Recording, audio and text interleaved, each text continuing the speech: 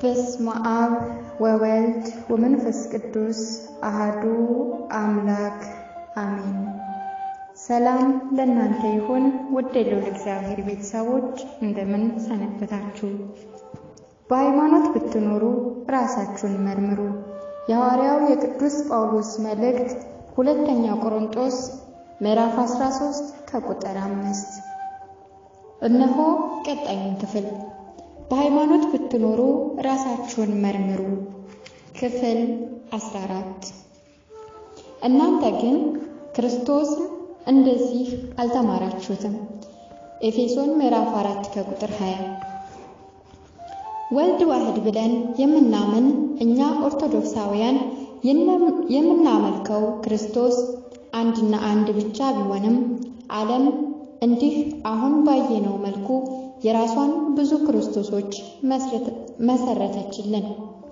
ትልቁ ነገር መድኃኔዓለም ኢየሱስ ክርስቶስ ትናንት ዛሬና ወደፊት ያው አንድ ብቻ ሆኖ ሳለ እኛ ኦርቶዶክሳውያን ጋር ያለው ክርስቶስ ሌሎቹ ጋር ያለው ክርስቶስ በጣም እጅግ በጣም የተለየ መሆኑ ነው።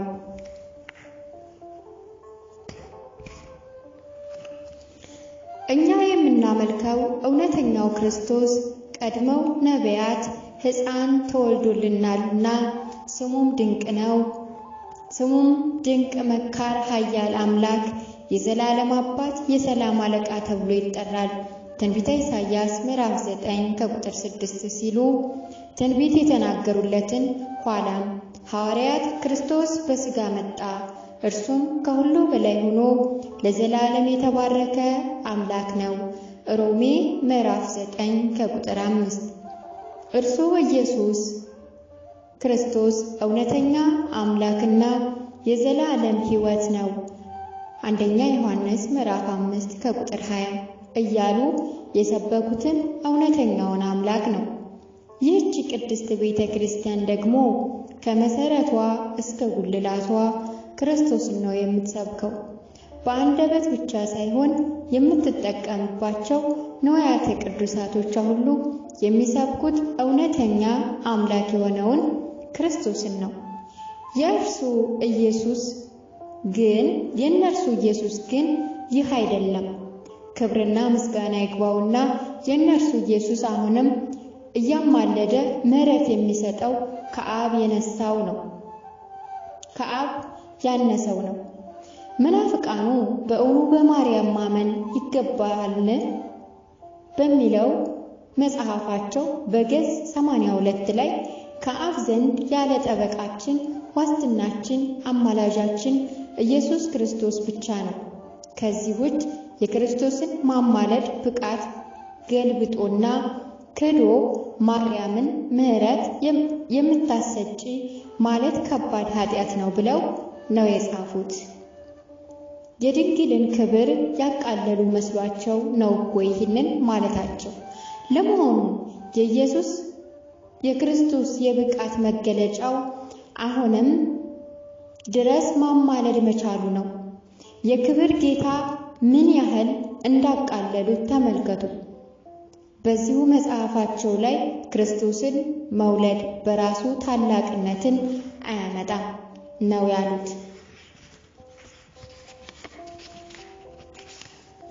ገጽ 39 መናፍቃኑ በዚሁ መጽሐፋቸው ላይ እመቤታችንን እጅግ አጸያፊ በሆነና በሚዘገነን ቃላት ሙልጭ አድርገው ነው የሚሰድቧት።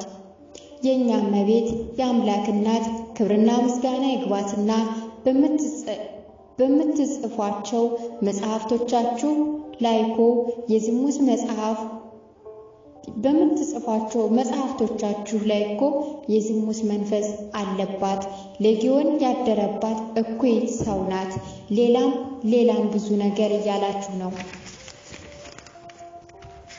የጻፋችሁት። ነገር ግን ምን በድላችኋለች? እናንተ እንደምታስቡት ምንም ባትጠቅማችሁም እንኳ ምንም አልጎዳጃችሁም እኮ።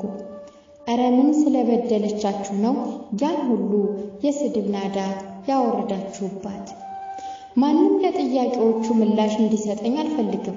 ምክንያቱም ቅዱስ የእግዚአብሔር ቃል መጽሐፍ ቅዱስ ይነግረኛልና ትንቢት ሁሉ ፍጻሜ ያገኙ ዘንድ ግድ ሆነ።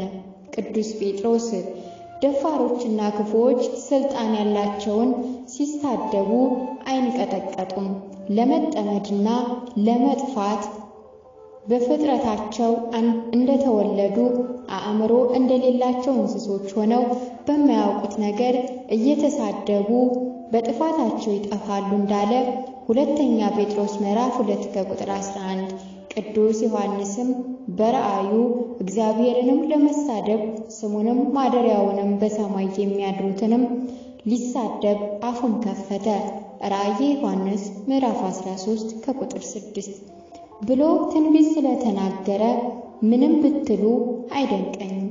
ይልቅስ እኔን በጣም የገረመኝ ነገር እመቤታችንን እንደሙልጭ አድርገው የሚሰድቧትን ፓስተሮች የኛው የተዋህዶ ቤተክርስቲያን አገልጋዮች ናቸው የሚባሉ ሰባኪዎች አንድ ጥሪ ለፓስተሮቹ አቅርበውላቸዋል። ስለ ብሉይ ኪዳን ታላላቅና ደጋግ ሴቶች እንደምትሰብኩት ሁሉ ስለ ድንግል ማርያምስ ለምን አትሰብኩም የሚል ነው ጥሪ።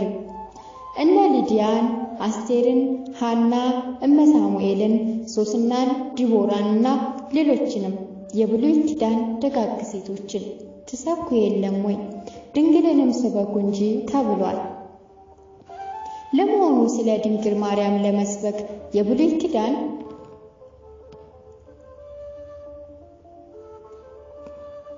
ኪዳን ደጋግ ሴቶች መሰበካቸው መሰረት ነውን? ፓስተሮቹስ ስለ እርሷ በአደባባይ ምን ብለው እንዲሰብኩ ነው የምንፈልገው? ምን ብለው እንዲሰብኳት እየታወቀ እንደምሰብኳት እየታወቀ እንዴትስ እንዲህ ሊባል ቻለ? ዓላማውስ ምንድነው?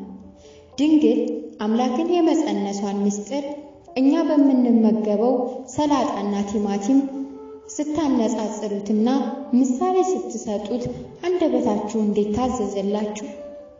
አረ ሌላም ብዙ እጅግ በጣም ብዙ ነገር ማንሳት ይቻል ነበር። አሁን እዛ ውስጥ መግባት አልፈልግም።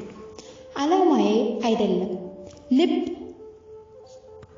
ያመላለሰውን ኩላሊት ያጤሰውን የሚመረምር አምላክ እርሱ የውስጣችሁን ያውቃልና አንድ ቀን ወይ በንስሐ ይመልሳችኋል ወይ ከቤቱ ነቅሎ ያወጣችኋል። እጅግ የሚያሳዝነውና ሕሊናን የሚያደማው ነገር ይህ ስለ ሥጋው እንጂ ስለ ነፍሱ ያልሰበካችሁት የዋህ ሕዝብ ሰው ተከትሎ ሊጠፋ መሆኑ ነው። ጌታችን በወንጌሉ የበግ ለምድ ለብሰው የሚመጡባችሁ ወንጌልን ይዘው መንፈሳዊ መስለው ከሚመጡባችሁ በውስጣችሁ ግን ነጣቂዎች ተኩላዎች ከሆኑ ከሐሰተኛ ነቢያት ተጠንቀቁ፣ ከፍሬያቸው ታውቋቸዋላችሁ። ከሾህ ወይን ከኩርንችትስ በለስ ይለቀማልን ብሎ ነግሮናልና የማቴዎስ ወንጌል ምዕራፍ 7 ከቁጥር 5። እንደ ሐዋርያው መልእክት ብርሃን ከጨለማ ጽድቅ ከአመፅ ክርስቶስ በቤልሆር ጋር ስምምነትና ህብረት ብሎም ተካፋይነት የለውምና የእግዚአብሔርንም ታቦት በጣዖት ቤት የሚያኖር የለምና የምን መመሳሰል ነው? አታታሉን። ሁለተኛ ቆሮንቶስ ምዕራፍ 6 ከቁጥር 14 እስከ 16። ከዝንብ ማር እንደማይገኝ ይታወቃል። እኔ በበኩሌ ድንግል እመቤቴን ፓስተሮቹ በፍጹም እንዲሰብኩልኝ አልፈልግም። እውነቴን ነው። ስለ እርሷ ስለ ወላዲተ አምላክ ፓስተሮቹ ከሚሰብኩልኝስ ሺህ ጊዜ ጀማልነቴ ይሻለኛል። እደግመዋለሁ፣ ክብርና ምስጋና ይግባትና ድንግል ማርያም ከኛ ከሁላችን እናት የተለየች አይደለችም እያሉ የሚሰብኳት ፓስተሮች ድንግልን ከሚሰብኩልኝ ኧረ ሺህ ጊዜ ብቻ አይደለ እልፍ አላፍ ጊዜ አሕዛብነቴ ይሻለኛል። ምክንያቱም በየአዳራሾቻቸው ጭምር ለትዝብት እየተሰኘው ስለ ድንግል ምን እያሉ እንደሚሰብኩ ብዙ ጊዜ አይቻለሁ፣ ሰምቻለሁ። የጻፏቸውንም መጽሐፍቶች፣ መጽሔቶችና ትርካቶችም አንብቤያለሁ። እናም የፕሮቴስታንት ሰባኪዎች ድንግል ማርያምን ከፍ ዝቅ እያደረጉ ነውና የሚሰብኳት ስደዋት ለማለት ካልሆነ በቀር ስበኩልኝ ብዬ ጥሪ አላቀርብላቸውም።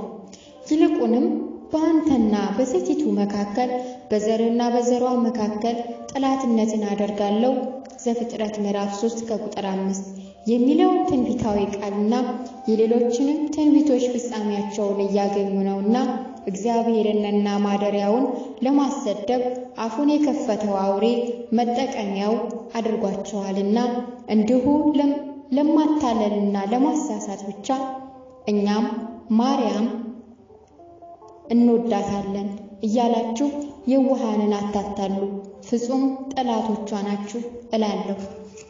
አሁንም ደግሜ እላለሁ የኛ የኦርቶዶክሳውያን ኢየሱስና የፕሮቴስታንቶቹ ኢየሱስ ፍጹም ልዩነት አላቸውና በእምነት ጉዳይ ላይ ፍጹም የተለያየን ነን።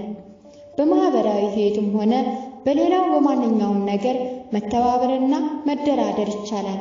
አንድ ጊዜ ብቻ ፈጽሞ ለቅዱሳን በተሰጠችው እምነት ግን በፍጹም ድርድር የለም። ድንግል ሆይ ርስትሽን ኢትዮጵያን አስቢያት።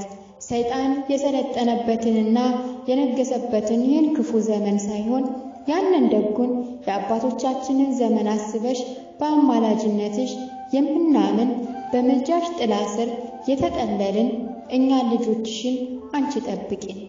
አንደበታችንንም እንደ አባቶቻችን ምስጋናሽን እንዳያቋርጥ ምልጃሽ ይርዳን፣ ጸሎትሽ ይታደገን። አሜን። በሌላም በኩል ይገርመኛል የቅድስት ተዋሕዶ ቤተክርስቲያን ዝምታ። ምክንያቱም ተቃዋሚ የእምነት ድርጅቶች ላለፉት 60 ዓመታት ከ1938 ዓመተ ምህረት እስከ 2000 ዓመተ ምህረት ድረስ ቅዱሱን እግዚአብሔርን ቃል እንደፈለጉ እየበረዙና እያጣመሙ መንጋዎቿን ተኩላዎች ሲበዘብዙ እያየች ዝምታዋ እኔን አስገርሞኛል። ቢያንስ የተበረዙና ብዙዎች የተሳሳቱባቸውን ጥቅሶች ለይታ ለልጆቿ ማሳወቅ ነበረባት። በእርግጥ አንደበቶቿ የሆኑ መምህራንና ጸሐፊዎቿ በግላቸው ይህንን ቢያደርጉትም ቅድስት ቤተ ክርስቲያን ግን እንደ እናትነቷ ይህንን ያህል ጊዜም ዝም ማለት አልነበረባትም። ምክንያቱም ቤተ ክርስቲያኒቱ የራሷን ትክክለኛውን መጽሐፍ ቅዱስ ለመጀመሪያ ጊዜ ያሳተመችው ሚሊኒየሙ ላይ ነው። ከ1940ዎቹ ጀምሮ ግን ሕዝቡ ይጠቀሙበት የነበረው መጽሐፍ ቅዱስ ሌሎች የእምነት ድርጅቶች በርዘው ባሳተሟቸው የመጽሐፍ ቅዱስ እትሞች ነው። አሁንም እንዲሁ በፕሬስ ነፃነት ሰበብ በመናፍቃን እንዲህ ህልውናዋን የሚነካ ነገር ሲጻፍ ቤተ ክርስቲያን ዝም ማለቷ በጣም አስገርሞኛል። ዋ አንቺ ቅድስት ቤተ ክርስቲያን ፈተናሽ አቤት ስንቱን አሳለፍሽው!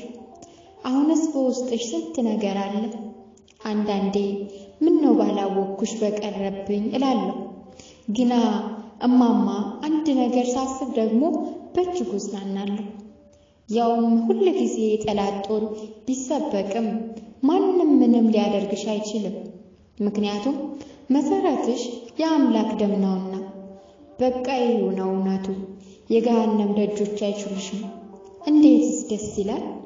ወደው አይደለም ለካ አበው ሰውን ስትታገል ስትዋጋም ታሸንፈዋለህ ወይም ያሸንፈሃል።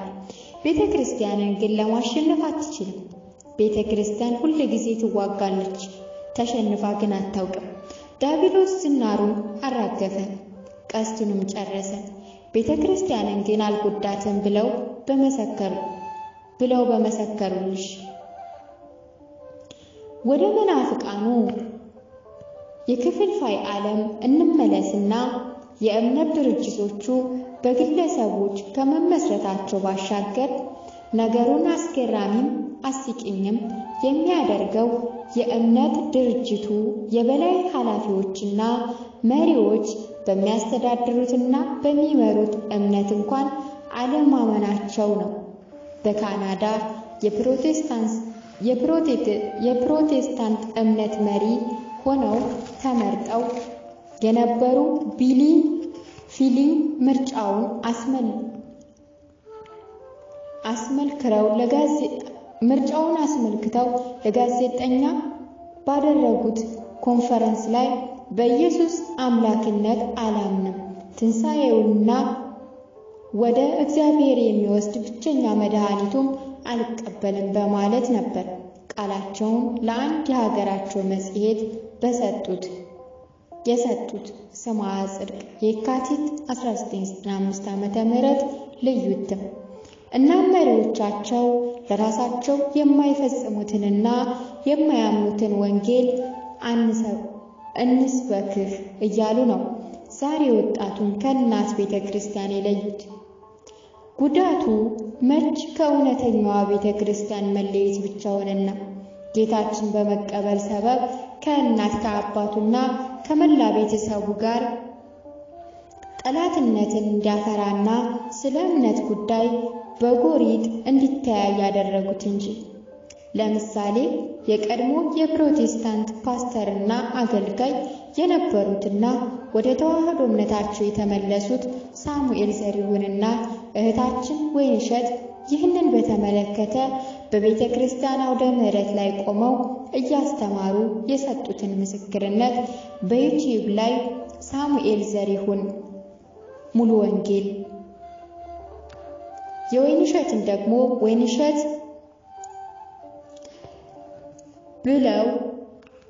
ወይንሸት ብላችሁ ብትፈልጉ የሚገርም የሚያስንቅና የሚያሳዝን ምስክርነት ትሰማላችሁ።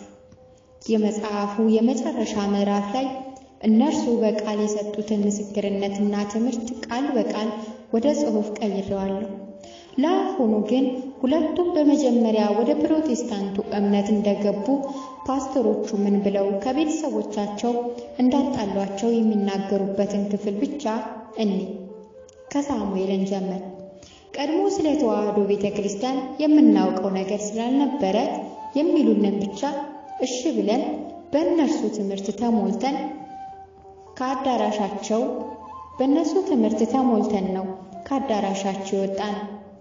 ከኔ ይልቅ እናትና አባቱን የሚወድ ለኔ ሊሆን አይገባም ተብሎ ስለተጻፈ እንዳውም አንተ ከአብርሃም ጋር የሚመሳሰል ታሪክ አለህ፣ አብርሃምን ከአባትህ ቤት ተለይተህ ውጣ ብሎታል። ስለዚህ አንተም ከአባትህ ቤት ተለይተህ ውጣ አሉ። እኔም ለመውጣት ወሰንኩ። ከቤተሰቤም ተጣልቼ ሄጄ ለፓስተሮቹ ነገርኳቸው እያለ ነው ሳሙኤል ከቤቱ የወጣበትን ታሪክ ያጫወተን።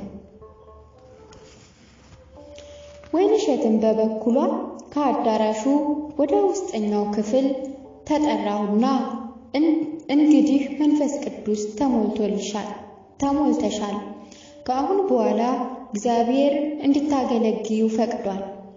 ከአሁን በኋላ የጸሎት ጓድ ትሆኛለሽ አሉ። እሺ አልኩኝ። የዛኑ ዕለት የጸሎት ጓድ አድርገው መረጡኝ። በጣም ደስ አለኝ። በቃ አሁን ቤተሰቦቼ ማወቅ አለባቸው ብዬ ወሰንኩና እንዴት አድርጌ ነው የምነግራቸው ስለው እናትና አባትህን ትተህ ተሰደድና ወጣ የለም ወይ? እንዳውም እናትና አባትሽን ትተሽ ከወጣሽ ጌታ የበለጠ ይመርጥሻል፣ ይሾምሻል አለ። ማታ ቤት ገብቼ ተናግሬያት የማላውቀውን በጣም የሚወዳት እናቴን ለመጀመሪያ ጊዜ ተናገርኳት። የት ነበርሽ? ቸርች። የትኛው ቸርች? በቃ እኔ ጌታን አግኝቼዋለሁ፣ ከአሁን በኋላ በጌታ በክርስቶስ ነው ያለሁት ተይኝ አልኳት። እኔ ጌታን አግኝቻለሁ፣ በቃ ጴንጤ ሆኛለሁ፣ መውጣት እችላለሁ፣ ከአሁን በኋላ ከቤታችሁ ወጣለሁ አልኳቸው። በሚቀጥለው ቀን ጧት ቸርች ገብቼ ሁሉንም ነገር ለፓስተሮቹ ነገርኳቸው። እዛም ለሳምንት ያህል ተቀመጥኩ። ከዛም እናቴ በስንት መከራ ወደ ቤት እንድመለስ አደረገች በማለት ነበር ወይንሸት እያንዳንዱን ነገር በዝርዝር የተናገረችው። አካሄዳቸውና ሴራቸው በየጊዜው ስለሚለዋወጥ አሁን እንደ ሳሙኤልና ወይንሸት አንድያችሁን ቤታችሁን ለቃችሁ ውጡ ላይሉን ይችላሉ። ግን ባልታረመ አንደበታቸው የተንኮሳ ቃላትን በመናገር በቤተሰብ መካከል ሰላም እንዳይኖር እያደረጉ መሆናቸውን ለማወቅ ነጋሪም አያሻም፣ በተግባርም አይተነዋልና እያየነውም ነው፣ ወደፊትም እናየዋለን። ጌታን በመቀበል ሰበብ ባል ከሚስቱ፣ ወንድም ከእህቱ፣ አባት ከልጁ፣ እናት ከልጇ ስለ እምነት ጉዳይ በጠላትነት እንዲተያይ አድርገውታል። በየትኛውም ቦታና ጊዜ የሚያደርጉት የቃላት ተንኮሳ ከሰው ጋር ማህበራዊ ሕይወትን እንኳን በሰላምና በስርዓት እንዳይኖሩ አድርጓቸዋል። ይህንንም እነርሱን በቅርበት የሚያውቃቸውና የደረሰበት በደንብ ይረዳዋል። በአፄ ዮሐንስ ዘመነ መንግስት ሚስዮናዊኑ መጥተው ካልሰበክናችሁ ሲሉ ንጉሱ ለመሆኑ አውሮፓን ትታችሁ የመጣችሁት በእውነት ወንጌል ልትሰብኩን ነው? ይህ አልፋችሁ የመጣችሁትን አገር ሁሉ አጥምቃችኋል። በእኛ አገርስ ወንጌል አለ፣ ቀድመንም ተጠምቀናል በማለት ነበር ያሳፈሯቸው። ሰማያ ጽድቅ 6ኛ ዓመት ቁጥር 4 1990 ዓመተ ምህረት። ምን አለ አሁን ያለነው ትውልድ ይህንን የንጉሱን ጥያቄ ደግመን መጠየቅ ብንችል። አንድ ነገር እናስተውል። ሌላ መረጃ ላያስፈልገው ይችላል። ሰውኛ አስተሳሰብ ብቻ በቂ ነው። እናስበው እስቲ። ሐዋርያት እነ ቅዱስ ቶማስ ቆዳቸውን እየተገፈፈ አቅማዳ እየተሰፋበት፣ ሰማዕታቱ እነ ቅዱስ ጊዮርጊስ አጥንታቸው እንደ ዱቄት ተፈጭቶ ለነፋስ የተበተነበት፣ ቅዱሳን ጻድቃን እና አቡነ ተክለ ሃይማኖት አንድ እግራቸው እስኪቆረጥ ድረስ የጸለዩበት፣ ስንቱ ቅዱሳን ጻድቃን ሰማዕታት ሁሉ ደማቸውን አፍሰው አጥንታቸውን የከሰከሱበት ምክንያት የአምላካቸው ፍቅር አስገድዷቸውና ሰማያዊቷን ኢየሩሳሌም ለመውረስ ተስፋ አድርገው ነው። ወንድሜ ሆይ የዚህ ዘመን ሰማዕትነት ይህ አይደለምና አንተ ይህን አይነት ሰማዕትነት መክፈል አይጠበቅብህም። ነገር ግን ቅዱሳኑ በዚህ አይነት በስንት ተጋድሎ የወረሷትን ገነት ዛሬ ማንም በየመንገዱ ጌታን ተቀበል ብሎ ሊያወርስህ እንደማይችል 101% እርግጠኛ ሆኜ እነግርሃለሁ። ቆይ እስቲ ሲጀመር ማን ነው እርሱ ለአንተ ነፍስ ተጨንቆ ይህንን ሊያደርግ የሚችለው? እነሆ ለዛሬ ከዚህ ላይ ይበቃናል። በቀጣዩ ክፍል በክፍል 15 ቆይ እስቲ ሲጀመር ማን ነው እርሱ ለአንተ ነፍስ ተጨንቆ ይህን ሊያደርግልህ የሚችለው የሚለውን እንመለከታለን። ወስብሐት ለእግዚአብሔር ወለወላዲቱ ድንግል ወለመስቀሉ ክብር ለዓለመ ዓለም አሜን።